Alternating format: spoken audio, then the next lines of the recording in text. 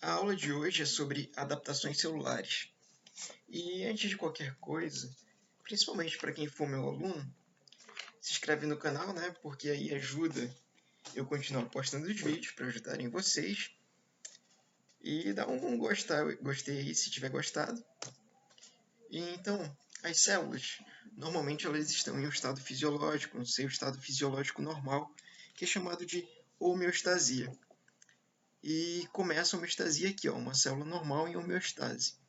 No entanto, a gente tem que lembrar que nem sempre as células vão estar no seu estado de homeostase. Existem várias coisas, principalmente mudanças ambientais, que podem estressar a célula, fazendo com que ela saia do seu estado de homeostase. E alguns desses estresses podem até mesmo lesionar a célula se forem estresses contínuos. Mas a célula, pessoal, ela é um organismo vivo. E os organismos vivos eles querem continuar vivendo, não querem morrer. E é por isso que, mesmo após o estresse, a célula ela tem de se adaptar.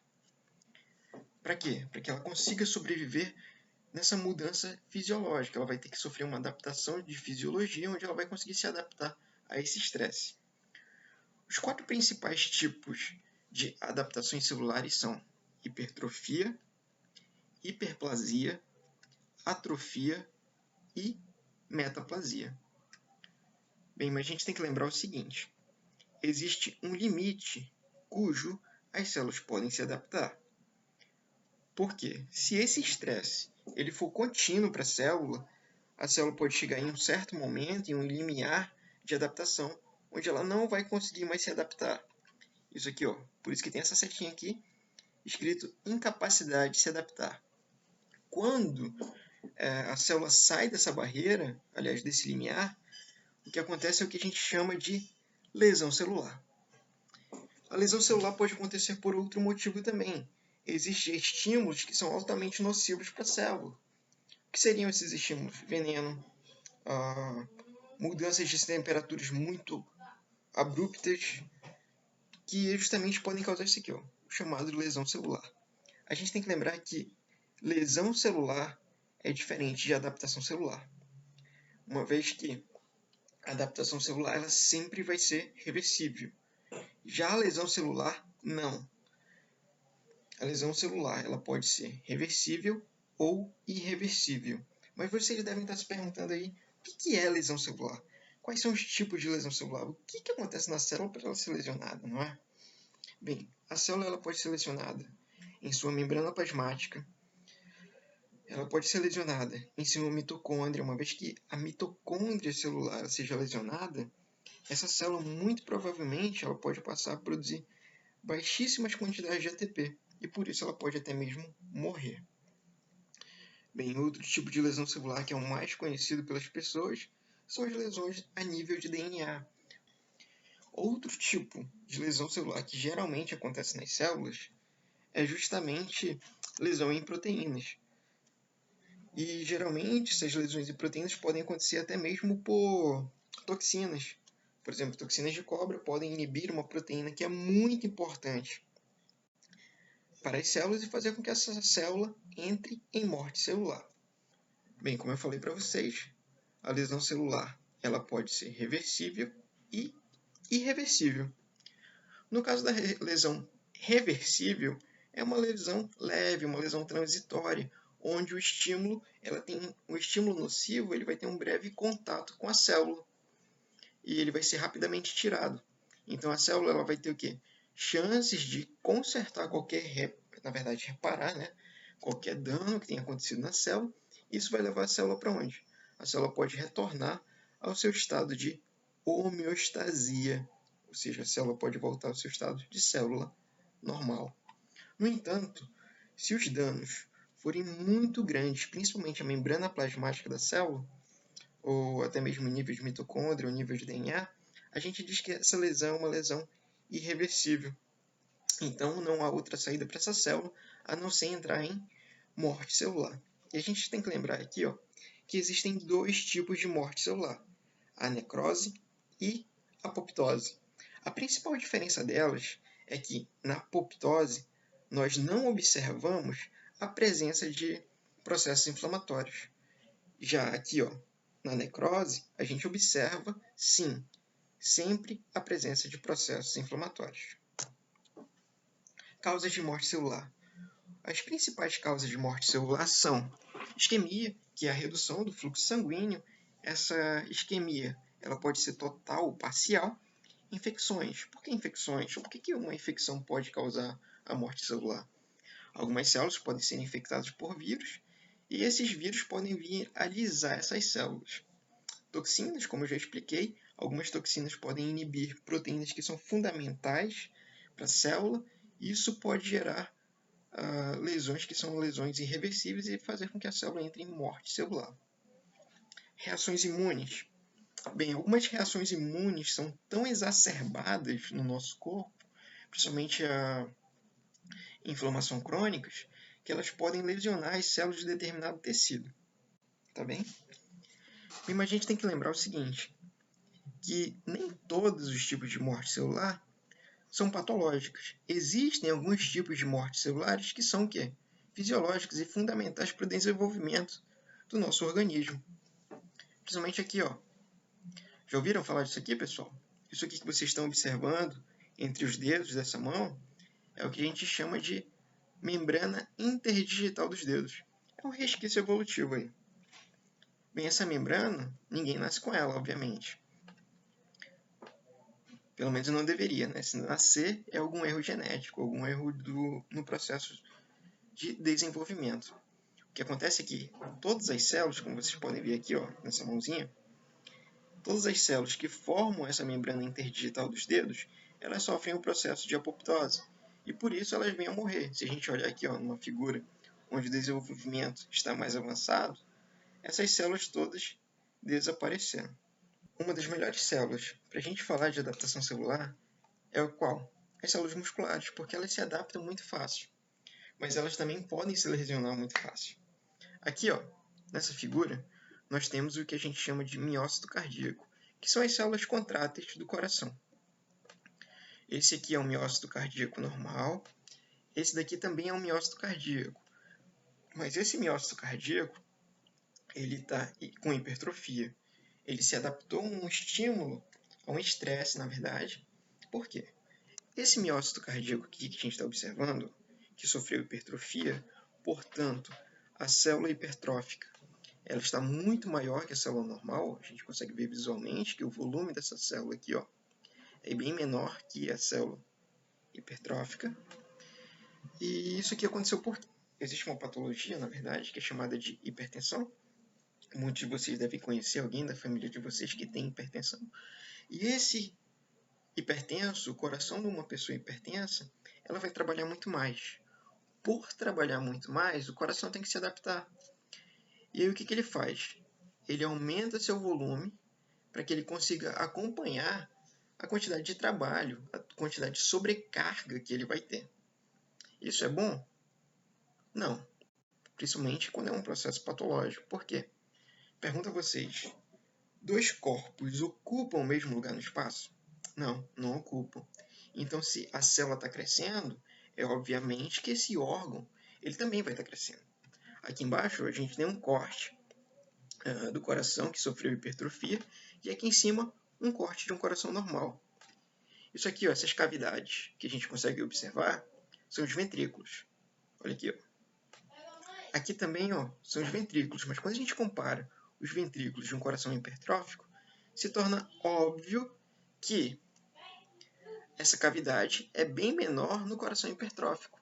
Isso aí, ó, pode gerar um desequilíbrio na hora do bombeamento. Por quê? Esse coração hipertrófico aqui que vocês estão vendo, ele vai bombear menos sangue, ou seja, ele vai ejetar menos sangue nas artérias que um coração normal. Por outro lado, pessoal, as células dos miócitos cardíacos, eles também podem sofrer o quê? Podem sofrer lesão celular. Como isso acontece? Você já deve ter ouvido falar do quê? O infarto. Infarto do miocárdio.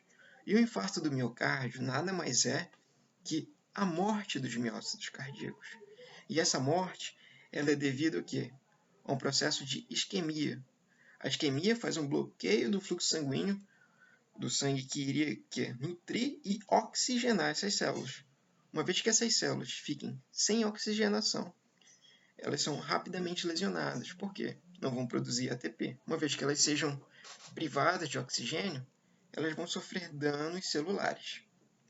E aqui a gente tem um miócito cardíaco que foi lesado reversivelmente, e aqui nós temos um miócito cardíaco que foi lesado irreversivelmente. Bem, se vocês analisarem esse coração aqui, ele está corado de vermelho, mas ele não está corado de vermelho à toa. Esse coração aí, ele foi corado com um corante que cora somente as células que estão viáveis. Então aqui, a maioria das células, as células todas aqui nesse coração normal estão viáveis. Aqui a grande também está viável. No entanto, quando a gente observa o coração que sofreu um infarto, o que a gente observa aqui? A gente possui uma grande área esbranquiçada. Essa área esbranquiçada aqui são do quê? Células mortas. Células que ficaram privadas de oxigênio e morreram. Aqui a gente tem uma visão geral sobre as adaptações celulares. O que é uma adaptação celular? As adaptações celulares são alterações reversíveis, que elas podem ser em número, fenótipo, ou até mesmo uma alteração da atividade metabólica, ou até mesmo das funções celulares em resposta a alterações em seu ambiente. Bem, as adaptações celulares elas podem ser fisiológicas ou patológicas. Geralmente, quando uma resposta é fisiológica, ela é uma resposta que representa mudanças que realmente são ligadas ao quê? A hormônios e mediadores químicos que nós mesmos produzimos. No entanto, quando ela é patológica, quando existe alguma mudança ambiental muito brusca, mudança de temperatura muito elevada, toxinas e até mesmo quando nós temos desregulações hormonais. Então isso aí passa a ser o quê? Patológico. E o primeiro caso de adaptação que a gente vai ver, o primeiro tipo de adaptação celular que nós vamos estar vendo, é a hipertrofia. O que é a hipertrofia? A hipertrofia é o aumento do volume das células, que resulta no aumento do tamanho do órgão. A gente já viu um caso de hipertrofia anteriormente. Aqui, nós temos um útero normal, aliás, um útero grávido, e aqui a gente tem um útero não grávido. O que a gente consegue observar claramente é que um útero grávido ele é o quê? Bem maior que um útero não grávido. Primeiramente, o útero grávido ele tem que se adaptar ao quê? Ele tem que se adaptar ao organismo que está desenvolvendo dentro dele. Porque graças à capacidade de se adaptar das células, essas células elas se tornam o quê? As células do útero se tornam hipertróficas. Aqui, essa região mais escura que a gente consegue observar nessa lâmina aqui, são os núcleos. Desse lado, a gente tem um útero não grávido, células de um útero não grávido, e aqui nós temos células de um útero grávido. Aqui nas células do útero grávido, essa região mais escura que eu estou falando para vocês, ela é o que? É o núcleo das células. Só que essas células elas estão aqui muito próximas umas às outras. A gente não consegue definir muito bem onde acaba e termina uma célula. Já aqui não. A gente consegue ver essa região aqui é o núcleo da célula. E aqui todo o espaço de uma célula. Vou arriscar aqui para vocês. Aqui, o núcleo da célula. E aqui, todo o citoplasma de uma célula. Aqui de novo, núcleo de uma célula. E aqui, todo o citoplasma da célula. Quando a gente olha aqui, essa célula tem mais ou menos esse tamanho aqui, Ou seja, a célula não grávida, a célula de um útero não grávido, na verdade, a célula não grávida, a célula de um útero não grávido, ela é bem menor quando a gente compara com o útero grávido. Por quê? As células elas tendem a aumentar o seu volume para que o órgão aumente de tamanho e se adapte a esse estresse. Só que detalhe, uma coisa muito importante, a hipertrofia ela sempre vai acontecer em células que são incapazes de se dividir ou têm uma capacidade muito limitada de divisão celular. Uma pergunta que muitos de vocês podem se fazer, mas por que a célula aumenta de tamanho? Porque o que acontece na célula para que ela aumente o seu tamanho? O que vai acontecer, pessoal, é que a célula, está aqui a célula, o núcleo da célula, está aqui o citoplasma. Aqui, membrana plasmática, citoplasma. Aqui o núcleo em vermelho. O que vai acontecer com a célula é que aqui dentro ela vai aumentar a quantidade de proteínas citoplasmáticas. No caso do músculo que vai sofrer hipertrofia, por exemplo, ele vai aumentar a quantidade de actina e miosina. O que a gente está vendo é um coração normal, e a gente pode ver o tamanho dos ventrículos desse coração. Aqui os ventrículos do coração, os dois ventrículos, esquerda e direita. E aqui a gente está vendo aqui, ó, o ventrículo de um coração que sofreu hipertrofia. E é visível que esse coração com hipertrofia, os ventrículos são bem menores. Isso pode gerar uma insuficiência cardíaca. E essa insuficiência cardíaca, devido a esse coração aqui, ó, hipertrófico, ele está ejetando menos sangue, uma menor quantidade de sangue, um menor volume de sangue para as artérias. Aqui o que a gente está vendo são as fibras cardíacas. A gente pode ver aqui, ó, que as fibras cardíacas no coração normal são relativamente pequenas. Quando comparamos, ela é bem menor, na verdade, quando a gente compara aqui, ó, com o coração hipertrófico. A hiperplasia. A hiperplasia nada mais, nada menos é que o aumento numérico de células, que também pode levar no aumento do tamanho do órgão. A gente tem que perceber o seguinte: hipertrofia, a gente não pode dizer que é somente o aumento da célula. É o aumento do volume celular. Hipertrofia. Hipertrofia é o aumento do volume celular. Hiperplasia, o aumento do número de células. É um aumento numérico. Aqui a gente tem um aumento numérico. Bora lá. Bora falar o que é hiperplasia.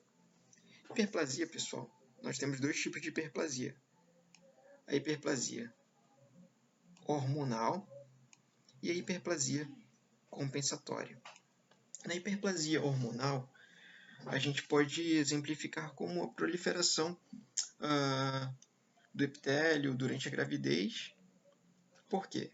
Eu omiti uma informação para vocês. Durante a gravidez, não acontece somente a hipertrofia das células que formam o útero, mas também acontece a hiperplasia dessas células, ou seja, essas células também sofrem mitose.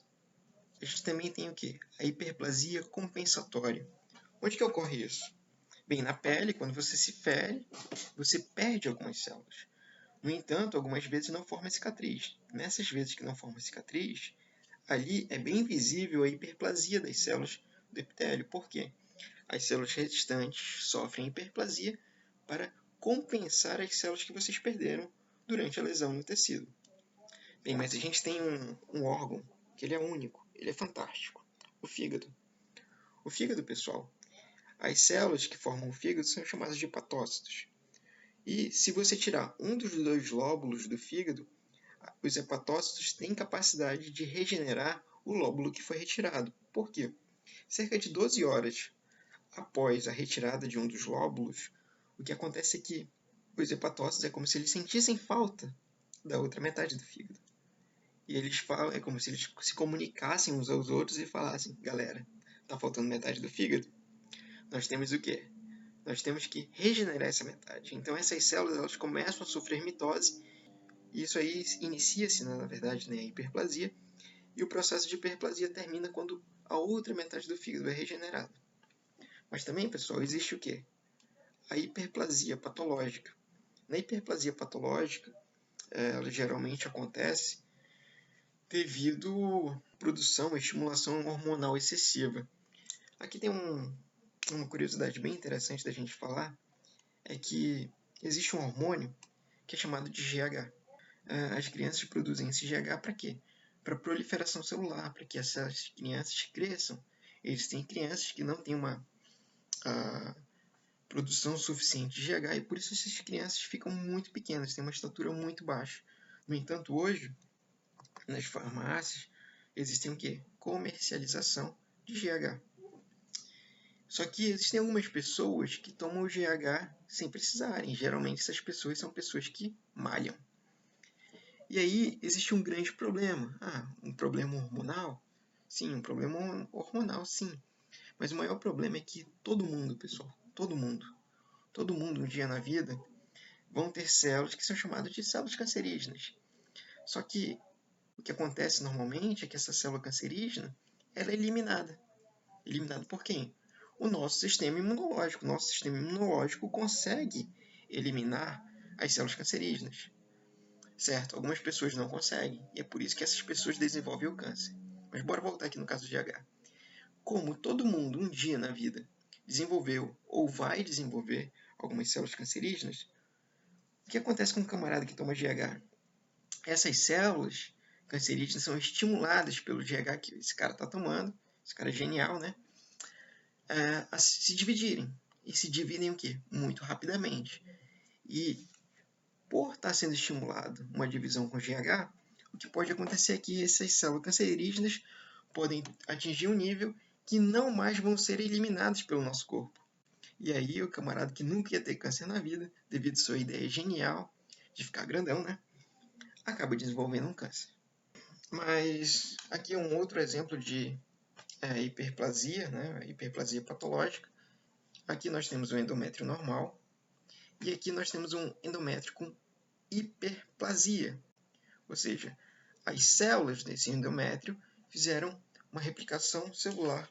Um aumento, na verdade, a gente teve um aumento de células do endométrio. E por que isso aqui acontece? Bem, após um período menstrual, o que a gente tem que ter? A gente tem que ter a reposição das células do endométrio. Só que o que pode acontecer? A gente pode ter uma alteração hormonal nessa mulher, e devido a essa alteração hormonal, a gente pode ter aqui, uma proliferação exagerada dessas células. E qual é o problema de se ter isso aqui? Em alguns casos, uma hiperplasia do endométrio pode se desenvolver, pode evoluir para um tipo de câncer do endométrio. Bem, a hiperplasia do endométrio só acontece em casos de alterações hormonais? Não. Algumas infecções por HPV também podem desenvolver, podem dar origem ao quê? A hiperplasia do endométrio. E detalhe, o HPV geralmente ele dá o quê? Ele dá as famosas verrugas que são características do HPV. Aquilo ali, aquelas verrugas que são observadas no HPV, nada mais, nada menos são que células hiperplásicas. O que eu coloquei aqui do lado? Isso aqui é o núcleo da célula e aqui a membrana plasmática da célula. Aqui é só para exemplificar para vocês e mostrar o que seria aqui a hiperplasia. Ou seja, inicialmente nós só tínhamos uma célula, agora nós temos duas células, ou seja, hiperplasia. E uma coisa que a gente tem que focar, pessoal, é o seguinte, que a hiperplasia só pode acontecer em células que têm capacidade de divisão celular. Por quê? A gente vai estar utilizando aqui, mitose. Se uma célula não pode fazer divisão celular, não vai sofrer hiperplasia. Bem, outro tipo de adaptação celular, a atrofia. O que acontece aqui é o seguinte, esse aqui é um cérebro normal, e esse cérebro aqui é de um paciente que tinha o quê? Ele tinha uma doença neurovascular.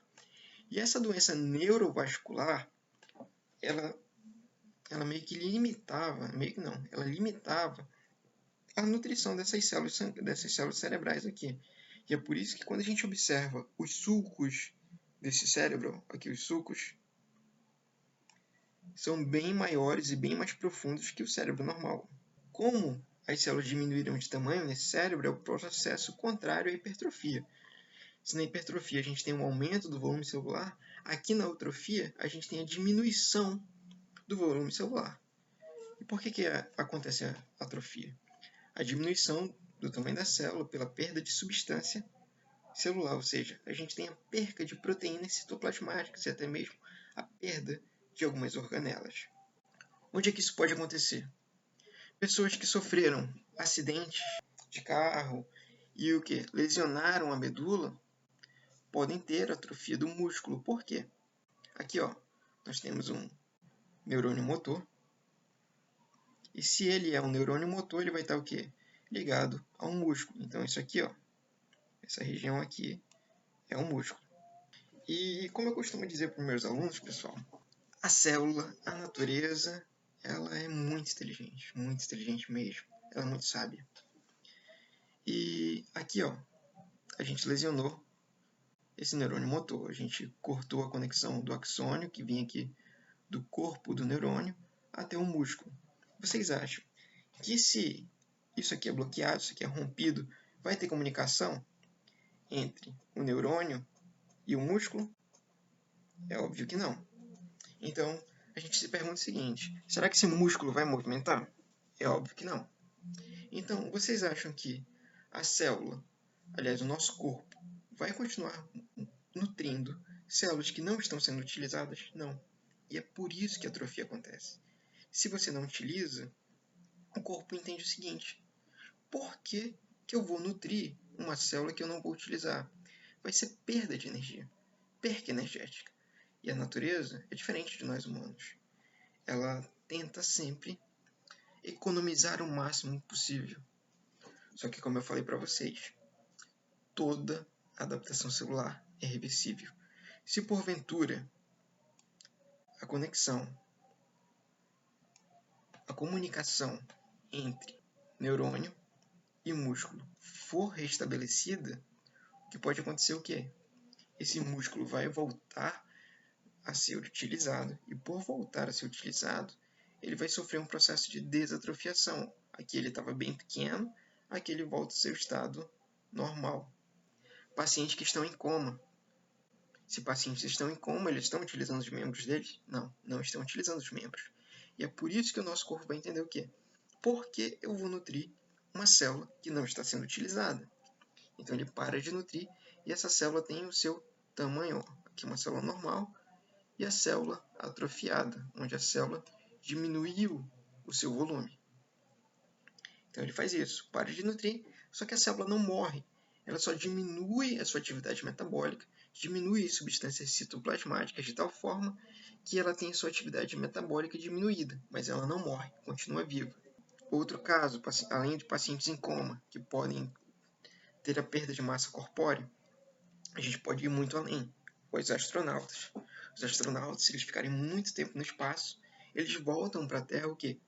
Com cerca de perda de 10% da massa óssea e massa muscular. E é por isso que quando eles voltam, eles podem passar grande parte do seu tempo em fisioterapia para recuperar essa massa corpórea aí que foi perdida. Bem, o último tipo de adaptação celular é o que a gente chama de metaplasia. Mas se a gente só lê o que é metaplasia, pode ficar um pouco complicado. Metaplasia é uma alteração reversível na qual um tipo de celular adulto é substituído por outro tipo celular adulto. Fica complicado, né? Aqui, ó, a gente tem um tipo de celular adulto, ou seja, um tipo de célula diferenciada, um epitélio colunar pseudo-estratificado e ciliado aqui. Esse epitélio, geralmente, ele pode ser encontrado na traqueia de uma pessoa saudável. Mas o que acontece? Nós humanos, a natureza é sábia, mas nós humanos, nós temos umas ideias que são geniais. E alguns humanos têm a ideia genial de fumar. Então o que acontece é que a fumaça do cigarro, ela vai ser inalada e ela vai passar por aqui, ó. E vai ter contato com essas células. E essas células vão ser o quê? Lesionadas.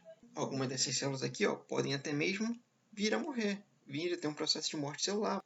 E o corpo entende o quê? Bem, se essas células são frágeis à fumaça do cigarro, por que eu não troco essas células que têm um formato colunar por um outro tipo de célula que seja mais resistente? E é isso que o nosso corpo pode fazer.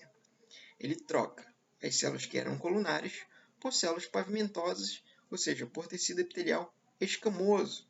A gente tem várias camadas de células e essas camadas de cima elas ficam sendo o quê? Escamadas. Então só a única célula que vai ter contato agora com a fumaça do cigarro é o quê? Essa camada mais externa. Mas essa camada mais externa ela está sendo constantemente renovada. Ou seja, perfeito, né? Não. Perfeito não. Por quê? Se nós tínhamos essa célula aqui, galera, é por algum motivo. Como eu falei para vocês, a natureza é muito sábia. Muito sábia. E essas células aqui, ó, elas contêm, ó, cílios. E esses cílios, eles não estão aqui à toa.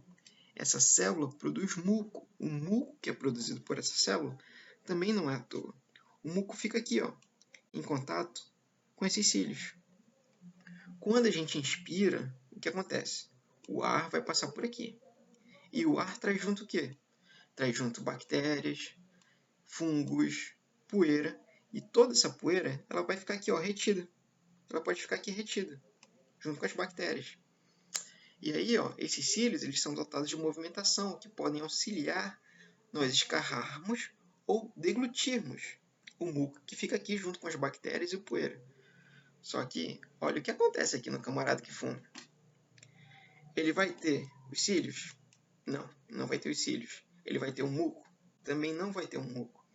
Então, toda sujeira pode passar o quê? Ó? Direto para onde? Para os alvéolos pulmonares. E aí, esse paciente ele vai ser muito mais suscetível ao quê? A infecções. É por isso que, geralmente, pacientes que fumam há muito tempo podem tossir o quê? Tem uma tosse, geralmente, com bastante muco, porque eles são mais suscetíveis a infecções pulmonares. Mas o que acontece, pessoal, é que essa troca ela não acontece da noite para o dia. Como a gente pode ver aqui, ó, isso aqui é a membrana basal do epitélio.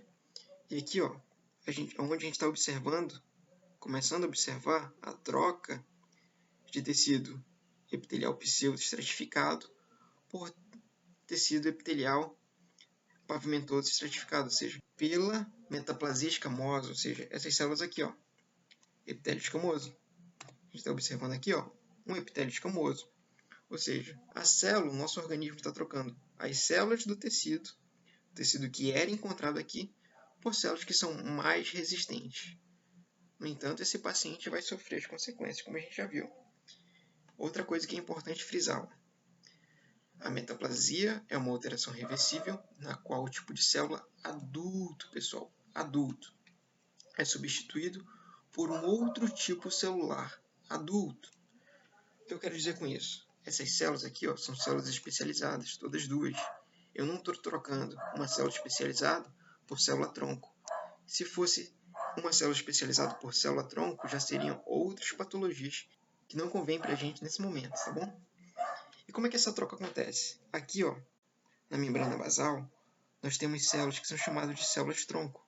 Essas células-tronco são responsáveis aqui, ó, por a todo momento estarem repondo o nosso epitélio. A célula, o nosso organismo, vai ver o quê? Vai todo o tempo, essas células vão ser lesadas. Então, essas células vão o quê? Morrer. Devido ao quê? Fumaça do cigarro. Só que o nosso corpo, ele é inteligente. Está adiantando ele colocar essa célula? Não, não está adiantando. E aí, ó, em vez das células tronco se diferenciarem em epitélio colunar, passam a se diferenciar em epitélio escamoso. E é por isso que a gente observa essa troca. Algumas pessoas podem achar que essas células estão vindo de outra região do tecido, mas na verdade não. São produzidas aqui mesmo, pela membrana basal. Na membrana basal. E aqui o que a gente tem, ó, membrana basal, epitélio escamoso, que é o epitélio de metaplasia, e aqui nós observamos as células colunares. Aqui a gente tem células colunares, aqui a gente tem um núcleo da célula, aqui um outro núcleo da célula, e aqui uma outra célula colunar, e aqui ó, as pseudoestratificações, e aqui a gente já começa a observar também ó, já a formação, a substituição, né? Onde a gente vai observar a metaplasia escamosa aqui nesse tecido. Onde é que a metaplasia pode acontecer? Só em pacientes que fumam? Não. Em algumas também infecções crônicas contínuas que podem ser causadas por alguns fungos podem causar a metaplasia escamosa no trato respiratório. E uma coisa que é bastante importante a gente frisar também é que a metaplasia, pessoal, uma vez observada, ela tem que ser rapidamente tratada, porque a metaplasia ela está sempre correlacionada com casos de câncer. Por quê? Geralmente, a metaplasia ela vem antes de alguns casos de câncer. A gente observa muito isso. Então, pessoal, a aula termina por aqui. Eu vou deixar um exercício com vocês, para vocês trabalharem isso vocês mesmos. Eu passo geralmente isso aqui para os meus alunos, para eles fazerem um mapa conceitual, onde a palavra central desse mapa conceitual é homeostasia. Eu posso trazer em uma outra aula a resposta desse mapa conceitual para vocês estarem trabalhando aí, conferindo se responderam corretamente. Não deixem de dar o like aqui e seguir o canal. Obrigado, pessoal.